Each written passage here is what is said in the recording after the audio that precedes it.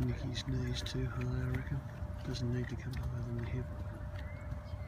Alright, so to reiterate things that we're looking at, what is the long axis doing? Is there a lot of oscillation and undulation?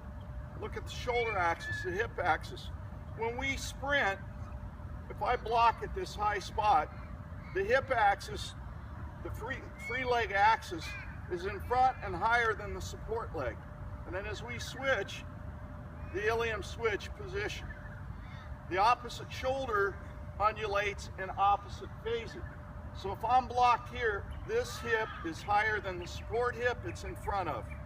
As I switch, this hip's higher and in front of this hip. The shoulders are in opposite phases. So if I'm blocked here, this shoulder's a little bit lower than this, and it's retarded from that frontal plane. So the hip and shoulder axis undulates and oscillates as we run. So those what we're looking at in these axes. Now kids today with computers and texting and all that really bound up mid-thoracic.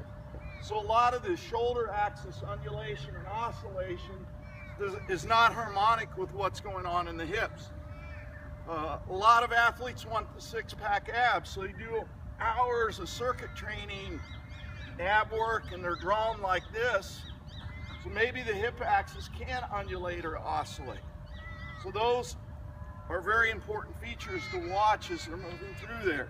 What is the action of the foot? Are they able to strike on the heel? They may be so tight posterior chain they can't even strike heel first. How many S&C coaches here?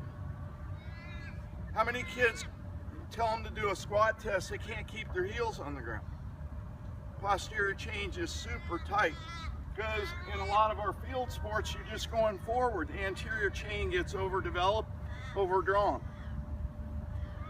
The foot, even though we're in a heel strike, will have some supination, and as they toe off they go to pronation.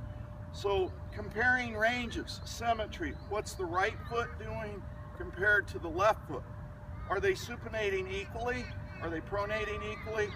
If I got one foot with normal supination to pronation, the other foot is dumping into pronation, then we know the talus is out of position.